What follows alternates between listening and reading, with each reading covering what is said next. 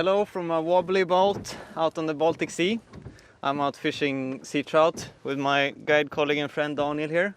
I'm gonna take the opportunity to show some of my favorite flies for late spring and warmer temperature sea trout fishing.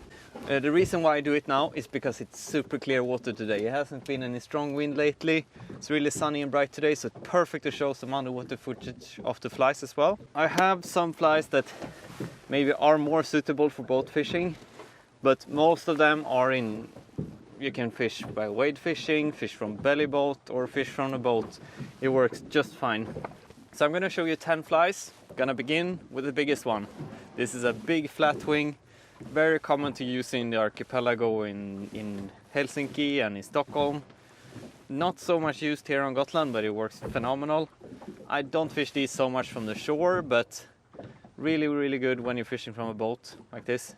Good herring imitation. This one is in pink and white, really cool color. This is a great fly to fish on a sinking line especially, so that's why I feel it's a little bit troubling to fish from the shoreline, because if you fish a sinking line from the shore, it's very easy to snag on the way in when it gets shallow. So I have some other flies that I use for that type of fishing, but this is really good when you fish by boat or from a belly boat. I'll leave links to pretty much all of the flies in this video, so you can check out how they are tied. This one I filmed on the Fly Dressing YouTube channel. Niklas Bauer had tied them, but all the links are below. A little bit smaller fly that I use a lot for like a sandy limitation is the Jiggy fly. This is the blue and white version. Really good fly. I've tied this as well on the Fly Dressing YouTube channel. This is much better, I think, when fishing from the shore. Or I prefer this type of fly, which is very heavy weighted instead. And I like to fish it even on a floating line with a long leader, so it behaves like a sink tip, or like the merry slow-mo tip, for example, that I fish with a lot. So when you come in closer, you can actually, by speeding up the retrieve, lift it closer to the surface so you don't snag every single time. So when shore fishing, sandy limitations with a little weight, like this Jiggy fly, I really enjoy that. As soon as you come into like middle of April, I fish a lot with these Jiggy flies. I think they work great. And it's so hard to not include the same fly in every single video when it comes to, for example, the Mulkkis. But this is such an important fly for me. In the autumn episode of this series of top 10 flies, I recommended the pink Mulkkis.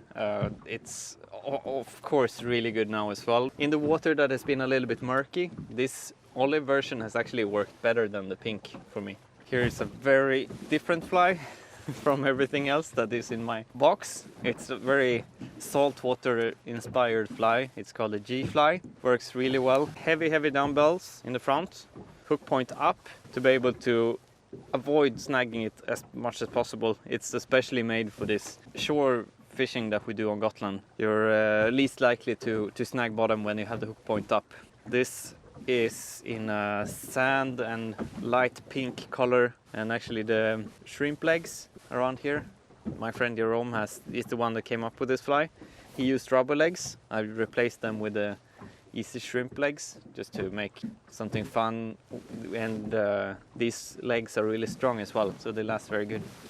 I have mentioned it in other videos as well. Craft fur baitfish. This fly just keeps growing on me. It's a completely different style and color than in the autumn video that I also mentioned, the craft fur baitfish. This fly is actually tied by Andreas Andersson. He gave it to me. Really nice and slim profile, I think, to imitate those late spring baitfish that come into shore. So this I can fish from the shoreline and from the boat. When you fish from the boat, you're naturally in a little bit deeper water, so I think it's a great idea to use the little bit bigger flies then. So this fly is about the size of my long finger. That's like the maximum I go from when I'm fishing from the shore. Andreas gave me several flies, and another fly he gave me is this Unholy diver that you can see on Thai TV. He says that this herring pattern with a deer hair lip in the front, it moves like crazy, as you can see on the underwater clip as well. It's been a really good fly for sea trout. I'm super excited to try it here on Gotland. He said in the Stockholm archipelago, and Niklas could confirm it as well, that it works super good. Very excited for this one. I trust these guys, so I'll add it to my top 10 list. Don't blame me if it doesn't work because I haven't tried it yet, but I'm really looking forward to test this fly. And by the way, while we're on the topic, this is like what I will fish during this season. Maybe I'll redo this in a couple of years if I feel that this is not true to what I fish with anymore. Maybe some new flies will come into this series of top 10 flies, or I go into some totally different topics. So let me know if you want to have another series of target species in the future, like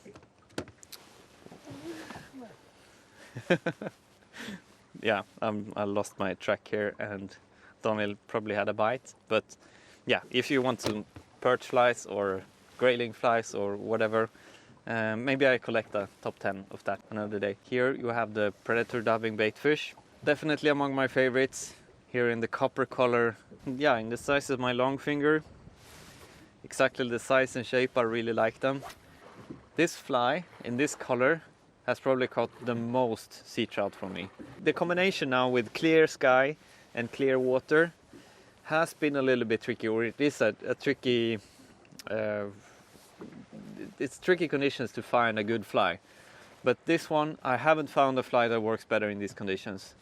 With the very bright eyes as well, or the very reflecting eyes, and the copper color of the predator dubbing. Phenomenal fly. This is a must in my spring box.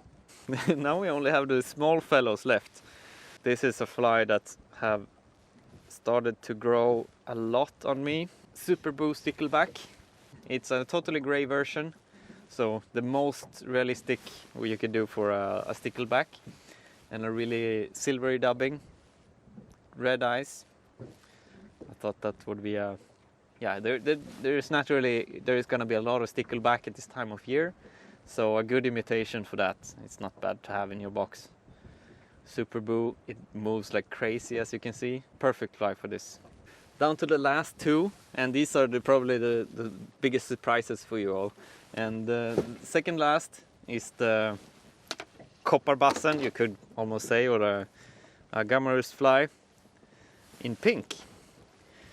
I mostly fish with copper colored ones, but yeah, I mentioned it in the autumn video, and it's not a bad idea to have some other colors, and the second best color for me has always been the pink. So yeah, give it a try. It works good even in the warmer water now in the late spring. Coming down to the last fly, I've shown you some big flatwings, other flies that works great for deeper water, some weighted jiggy flies for fishing from the shore, and some smaller flies when they're really picky or when the water is really calm, and what flies for really clear conditions. But in a calm evening, oof, you should try some dry flies. I've chosen the stimulator, so a little bit bigger fly that you can see. It's very popular to have some foam flies as well, or like smaller foam flies, gnats.